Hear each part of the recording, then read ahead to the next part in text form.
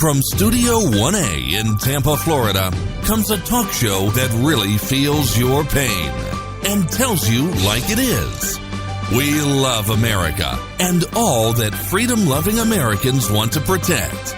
Live from coast to coast and on your radio, it's For the People with Keith Allen. We'll help you survive this thing called life. We're for the people. Whatever your source of stress or strife, for the people is there. Well, hello, Mr. and Mrs. America. I am Keith Allen, and proudly welcoming you into this Monday's edition of For the People on November the 6th, 2017, a very somber day across our country. If you have tuned in just about anywhere, you've probably heard about the mass shooting in Sutherland, Texas at a Baptist church over the weekend. Rand Paul got attacked while mowing his lawn, several ribs broken. It's just been one of those weekends. Meanwhile, our president overseas. We're going to be talking about all of those things, but my heart is heavy. Flags are half-staff ordered by Trump, even though he's in Japan. He has been outspoken about what's happened. A lot of people have been weighing in on the shooting in Texas, and some has been helpful, while others, unfortunately, have not been very constructive, in my opinion. We'll be talking about some celebrities, of course, could not control themselves. Here is our president in Japan earlier speaking about this event, about the gentleman that did this horrific. I think that mental health is your problem here. This was a very, based on preliminary reports, very deranged individual. A lot of problems over a long period of time. We have a lot of mental health problems in our country, as do other countries. But this isn't a guns situation.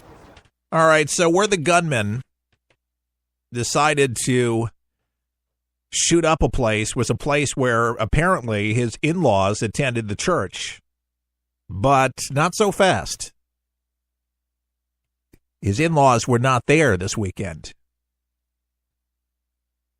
26 people he killed in a worship house, a place of worship, a place where you're supposed to be safe, a place where there's no safe place to hide. If you go into a sanctuary, most sanctuaries, you come in one way, you exit the other, and everybody, of course, faces the pastor. So nobody really saw this coming, unfortunately. These days, folks, you'd never know, unfortunately, when some crazed person, some individual is going to decide that they've had enough. For whatever life that they're living, they've had enough, and apparently they have to bring everybody else down with them, as many people as they possibly can, not ISIS.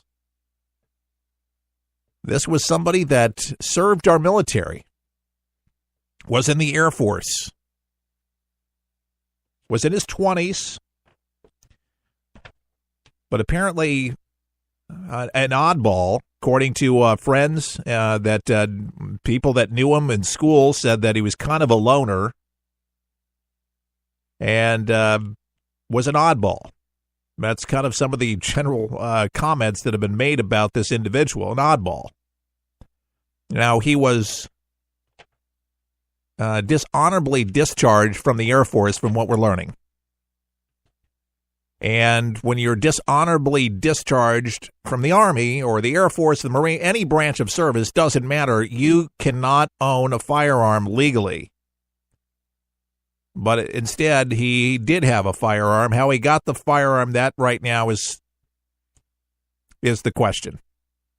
And, of course, like Stephen Paddock, what was the motive? Why did he do it? You're going to have people rushing right away saying that it's the guns. It's the guns. It's the guns.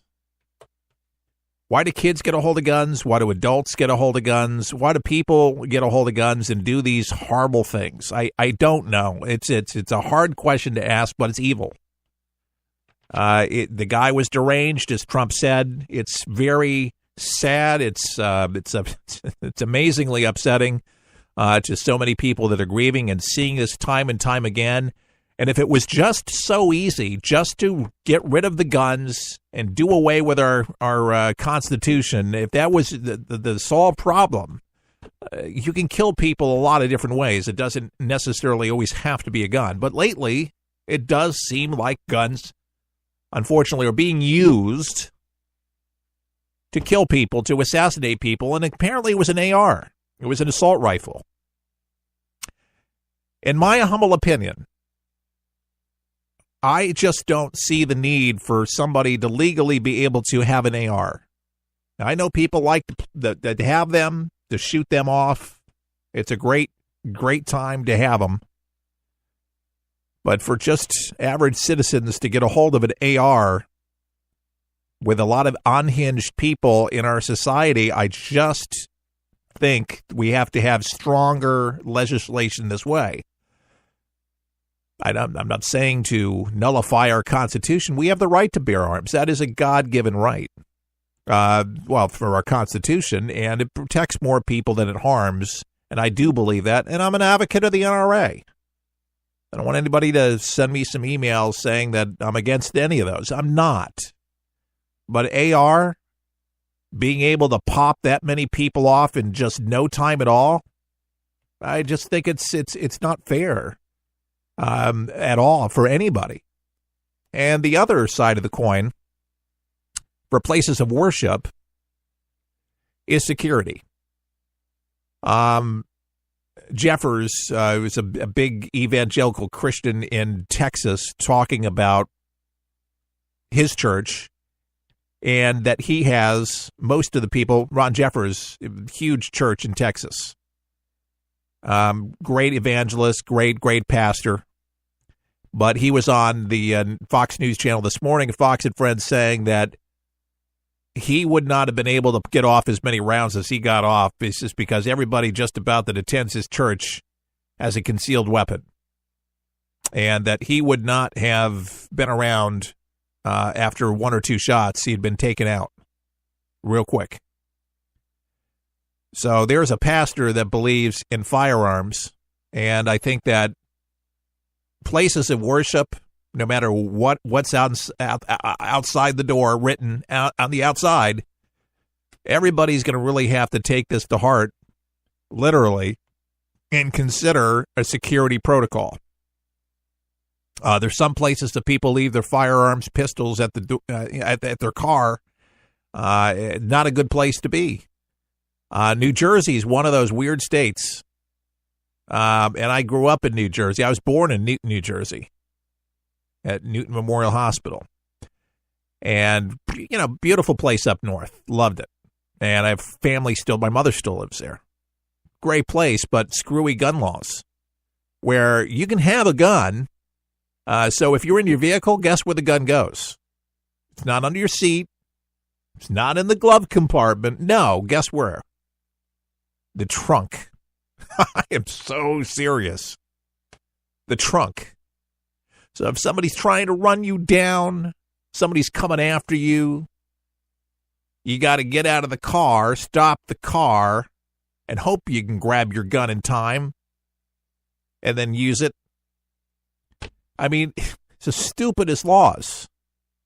It's dumb.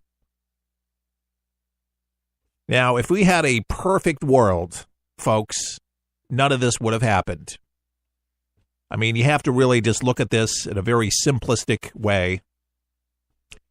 We would have never had the massacre at the church this past weekend. We would not have had the Vegas massacre. All those people would have been alive. We wouldn't be having this conversation today if we lived in a perfect world. Most people realize that we have evil. That seems to be, unfortunately, a prevailing aspect in a free, open society. And it's not just here. We got loose cannons all over the world, unfortunately, that just succumb to some type of evil. I personally do not understand that type of evil overtaking an individual to be able to go into a church where innocent folks are finding some kind of solace for their soul, and with family and children gathering together peacefully, a peaceful assembly, and somebody to come in on their place of worship and do this particular thing is just beyond my understanding. I can't. I can't even go there. I've seen what evil is done. I understand it from it happened, but what happened exactly in that person's soul, God, we will never know. I'm a huge belief that all of us need a Savior, and thank God that we have some belief here. However, it is very challenging for a lot of people. The pastor's daughter, 14 years old, she was, by the way, killed in the ambush. Very, very sad. And by the way, her parents were gone, so apparently there was a sit-in pastor, associate pastor that was there, but her parents were not there. She was there with other family and then died. And I understand there was a family of 8 that all died together. This guy came into this place of worship in indiscriminatory, started firing all over the place. There's videotape that was rolling. Got it all. It captured everything. Something that they do every single Sunday. And I don't think that videotape will be released anytime soon. But they have tents set up, generators, the media. It's just a media frenzy. And what's really unbelievable about all this is people did start taking to social media quickly about this. But there was one actor in particular. His name is Will Wheaton. This guy was on Star Trek, The Next Generation, some other TV shows and movies.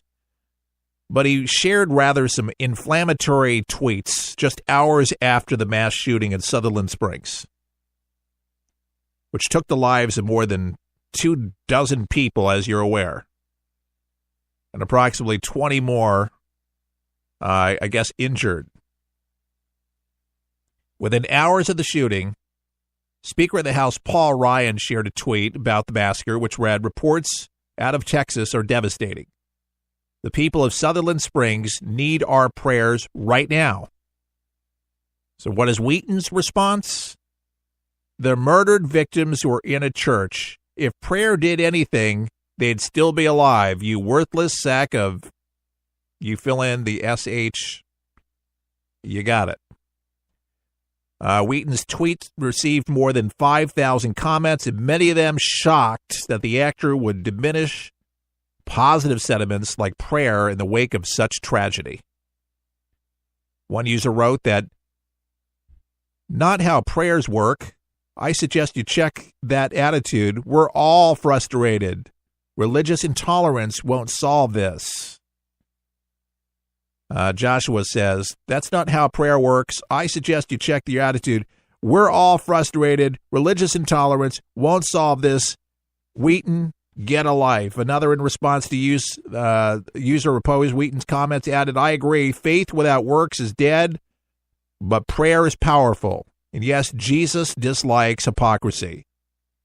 But insulting believers is not okay." Yeah, no matter where you stand on religion, if you don't like it, you don't agree, nobody deserved to be shot down in a place of peaceful assembly. People have a right to worship in this country. Thank God we can do this. You never know, folks. In this day and age, goodness, you just don't know what's going to happen to you if you walk out the door. You definitely have to love your loved ones, hug them, give them a kiss, let them know you care about them. just